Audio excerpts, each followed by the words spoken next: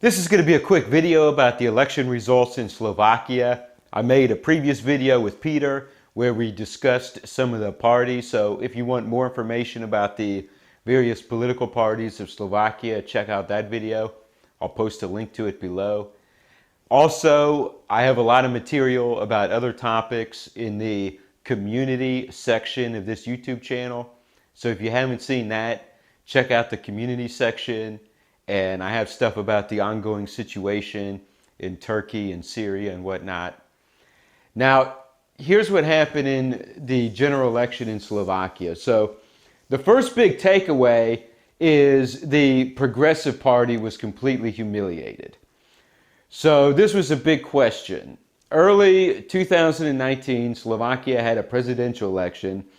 This blonde woman, Zuzana Chepunova, I'm probably saying that totally wrong.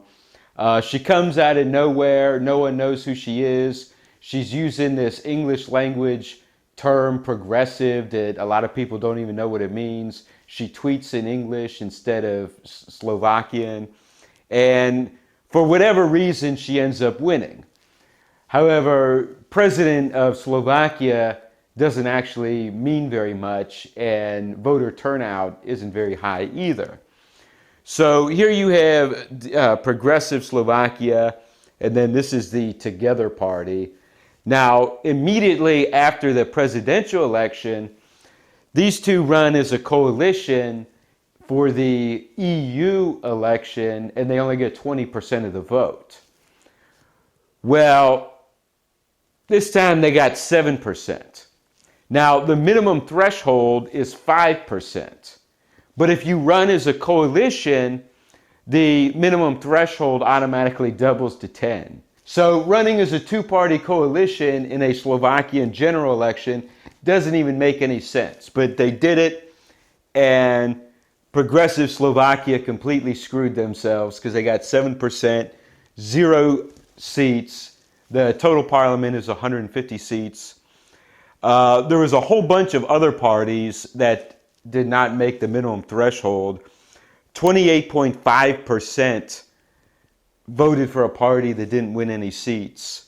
In my video with Peter, we talked about Most Hid, a Hungarian minority party, and the Slovakian National Party, which is a conservative party. Both of those parties were part of the previous ruling coalition. Neither one of them even made the 5% threshold, so they didn't win any seats either. But there was a huge amount of parties running. So the party that has dominated for the past 15 years was the Social Democrats, Smer. And they're way down. And this is the lowest percentage they've gotten in a long time. Now, they are allied with the Social Democrat parties of Germany and Scandinavia and the Labour Party of England, except whereas those parties are more interested in culture war, cultural Marxism, social justice, there's still a more old school Social Democrat Party where they actually are primarily concerned with socialism, and a lot of their members are pretty conservative on social issues. So things like gay marriage, abortion, immigration, they're actually conservative. But the party has also gained a reputation of being the party of corruption in the establishment, and they've been going downhill. So the Socialist Party got 18.3%. Every other party that won seats is more or less on the right.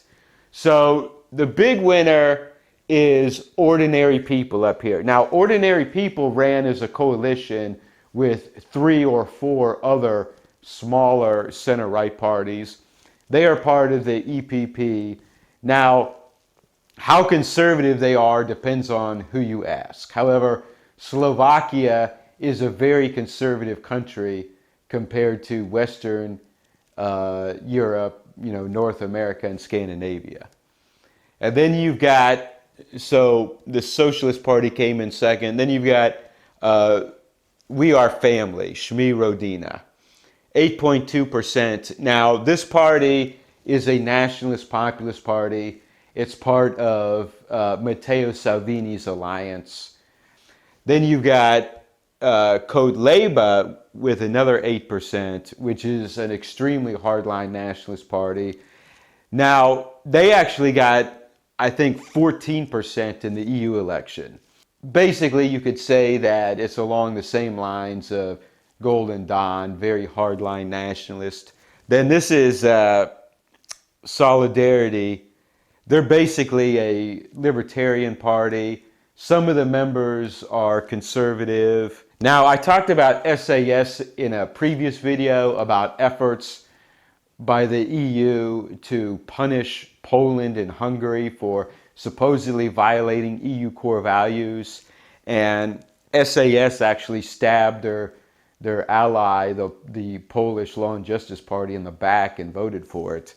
But I hear mixed things from people who actually live in Central Europe. Some say they're conservative, some say they're not. This is a brand new party that got 5.8%, and it's basically a party started by the former president. And it's basically a weak center-right party. So basically you had the Socialist Party getting 38 out of 150 seats, and even then the Socialist Party is fairly conservative on social issues. And then you've got all the other seats being won by parties that are more or less on the right. So the fact that a candidate from progressive Slovakia won the presidency last year, I think it was a flash in the pan. And when the media was celebrating Slovakia's shift to the left, I think that was pretty premature. All right, once again, check out the community section of this YouTube channel for some more news. And thanks for watching this video. Click the like button, post a comment below, and tell me what you think about this. And please consider making a donation to this YouTube channel, as YouTube has mass demonetized all my videos. And I would like to thank Liam for making a donation. And please support my sponsor, Patriotic Flags, the online flag store, patriotic-flags.com. Get yourself a Slovakian flag. And click the subscribe button. New video every few days.